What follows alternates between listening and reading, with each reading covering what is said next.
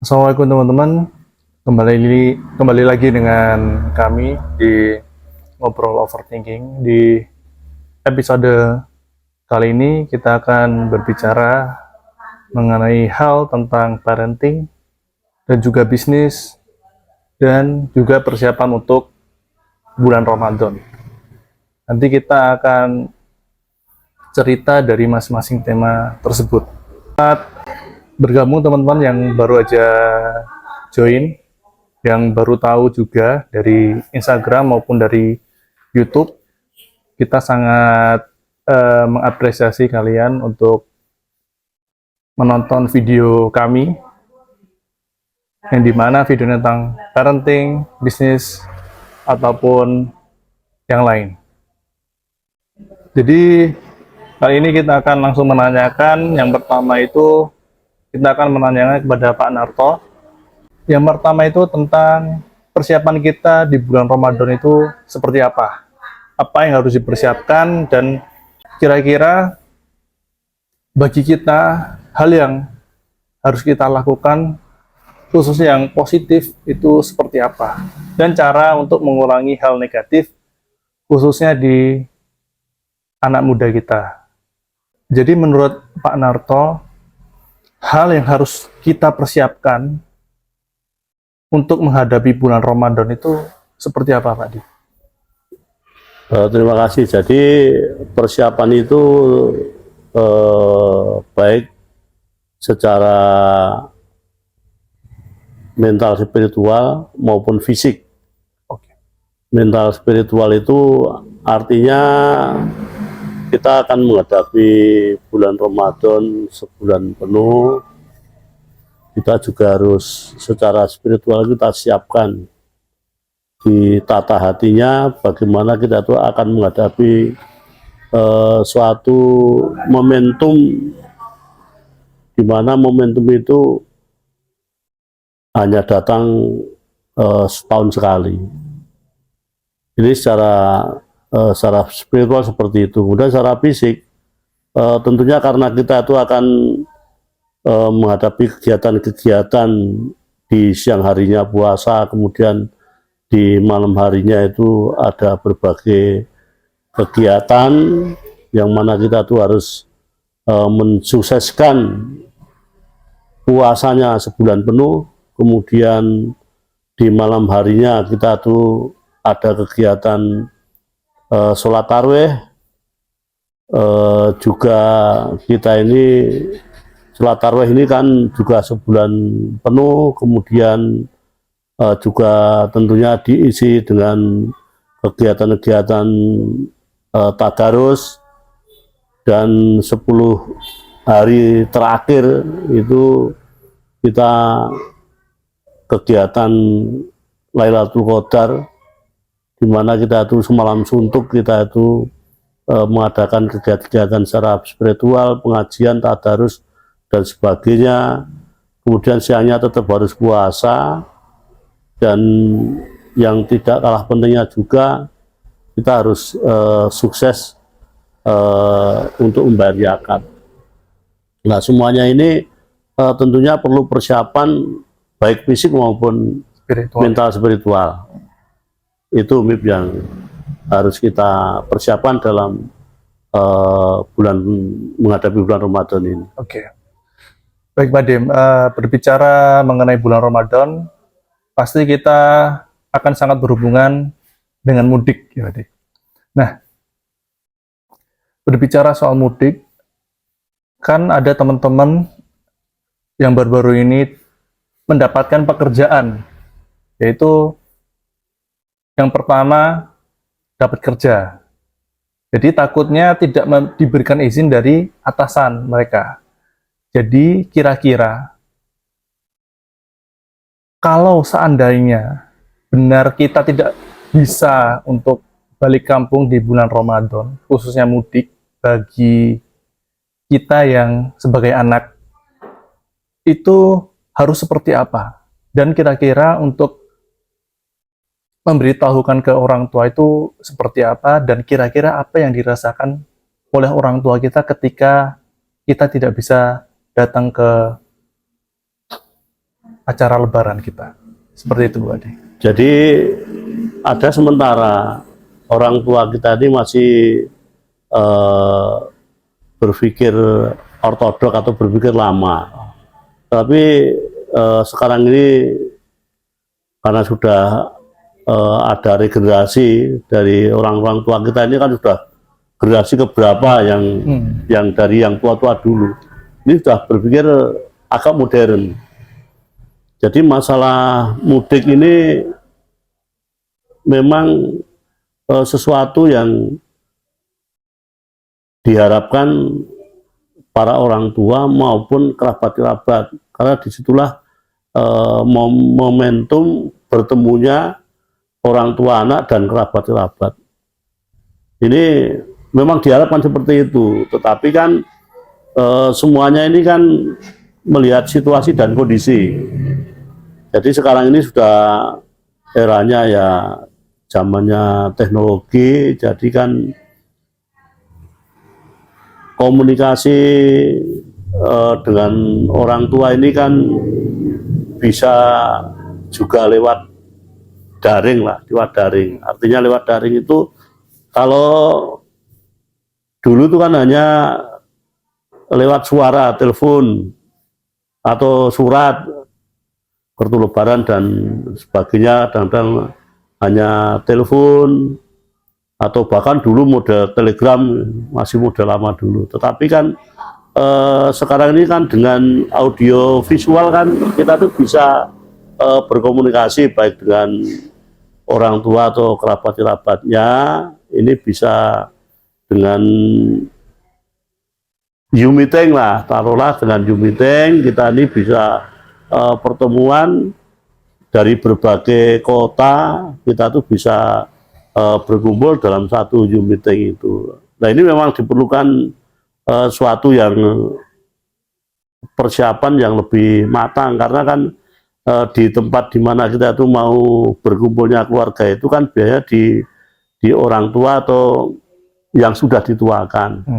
Di situ kan bisa dipersiapkan untuk Zoom meeting. Kemudian nanti para kerabat mulai dari anak, cucu, ponakan, dan juga kerabat-kerabat dekat ini bisa mengikuti Zoom meeting, baik itu yang di luar kota maupun bahkan di luar negeri pun bisa.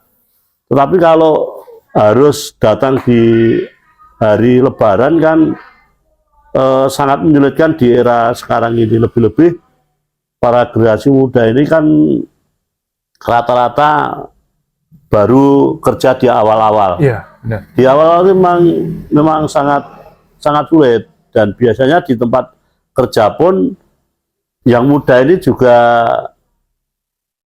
istilahnya ini sebagai penjaga gawang di kantor, memberikan kesempatan yang lebih senior, lebih tua, sehingga kan pekerjaan kantor juga bisa jalan, silaturahim juga bisa jalan, karena kan kalau silaturahim harus datang pada cuti bersama kan juga terbatas waktunya. Kemudian transportasinya sekarang ini juga bukan hal yang mudah, walaupun sekarang jalan-jalan sudah dibangun, kemudian Ada tol juga.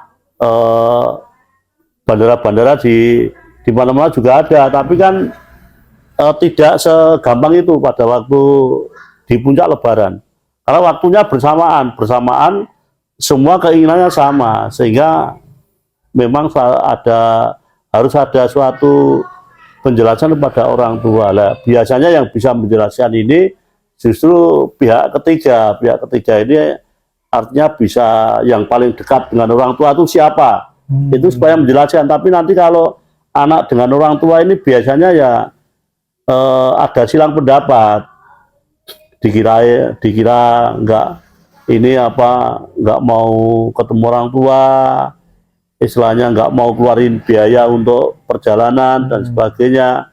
Ini yang perlu penjelasan. Tapi tetap diusahakan ya. Tapi sebaiknya memang diusahakan. Tapi kalau memang terpaksanya memang tidak terjangkau, risikonya nanti bisa kerja terlambat, bahkan nanti kalau sampai bolos kerja kan juga risikonya kan bisa kena sanksi. Ini perlu dijelaskan. Nah, kecuali memang kita ini orang swasta di mana kita tuh bisa mengatur waktunya, mau libur berapa hari pun tidak masalah. Tetapi bagi mereka yang bekerja di sektor formal ini harus dihitung betul dan dijelaskan pada orang tua. Yang ikut menjelaskan itu justru pihak lain yang kira-kira ini bisa mengambil hati orang tua itu. Oke. Jadi benar, kalau benar-benar kepepet nggak bisa pulang, kita juga harus tetap persiapkan kayak Zoom meetingnya seperti itu ya, Pak Ade. Tapi tetap diusahakan kalau ada kesempatan untuk pulang, benar-benar ya dimaksimalkan kesempatan itu kalau memang diberikan dari atasan mereka ya, seperti itu ya, Pak Ade. Dan juga dari orang tua tentu mengharapkan pasti anaknya untuk datang dan bertemu, dan pasti itu. Dan sebagai anak kita tetap harus menjelaskan dan harus terbuka ke orang tua kenapa kita tidak bisa pulang atau kenapa kita tidak bisa A, B, C. Seperti itu ya, Pak Ade. Iya, belum ini kendalanya lagi, belum kalau misalnya udah punya istri atau suami. Nah, ini kendala lagi kalau misalnya yang satu istrinya di kota A, suaminya di kota B, padahal jaraknya berjauhan, orang tuanya di kota C lah, taruhlah. Ini lebih menyulitkan lagi, tetapi kan dia juga diatur, misalnya, oh tahun ini ke mertua, tahun ini ke orang tua, begitu seterusnya. Ini tergantung, semua kan ini pentingnya komunikasi lah. Jadi komunikasi itu penting, karena lebih-lebih kalau di lingkungan di mana bertempat tinggal itu juga ada kebiasaan lebaran juga. Ini kan bertetangga kan juga penting. Berteman di kantor juga penting. Semuanya ini penting, tetapi kan yang terpenting adalah komunikasi pokoknya itu. Asal komunikasinya itu berjalan baik, semua itu bisa menyadari lah. Yang menjadi kelemahan kita kadang-kadang itu memang komunikasi itu. Kalau jauh-jauh sebelumnya sudah komunikasi, kemudian dijelaskan permasalahannya, ini orang tua juga secara mental sudah siap juga itu. Baik. Jadi benar kalau memang, apalagi kalau udah bersuami istri, memang tantangannya lebih berat karena ada dua orang tua yang harus kita datangi lah. Yeah. Nah, berbicara mengenai bulan Ramadan lagi, Pak Ade. Kira-kira dari segi bisnis, kira-kira bisnis apa yang cocok khususnya di bulan Ramadan? 1 bulan penuh lah kita ambil. Kira-kira bisnis apa yang cocok menurut Pak Narto? Ya kalau di musim puasa kemudian menghadapi Lebaran ini kan yang dibutuhkan ini kan paling utama adalah sandang dan pangan. Jadi sektor sandang dan pangan. Jadi yang namanya sandang atau pakaian itu kita amati walaupun kita tidak melihat kelas ya. Dari kelas bawah, kelas menengah, kelas atas. Ini kalau yang namanya menjelang Idul Fitri atau Lebaran ini kan semua kan inginnya serba baru. Jadi serba baru karena kan di situ nanti akan bertemu banyak kolega, banyak teman, keluarga, kemudian juga pengen tampilannya itu beda dengan hari-hari biasa, sehingga kan namanya sandang ini ada peluang bisnis sandang. Jadi menjelang puasa begini ini sudah mulai, kalau sandang kemudian nanti sampai awal puasa, pertengahan, dan nanti puncaknya itu tetap hari H-3, H-7 itu tetap, walaupun tadinya itu orang nggak butuh, merasa nggak perlu itu, tapi tetap pada hari-hari mendekati Lebaran itu tetap apapun dipertaruhkan untuk belanja sandang itu. Ini yang pertama. Kemudian yang kedua ini masalah pangan. Jadi masalah pangan ini kan tadi sudah saya sampaikan bahwa bulan puasa ini kan di samping kegiatan secara spiritual, kita juga ada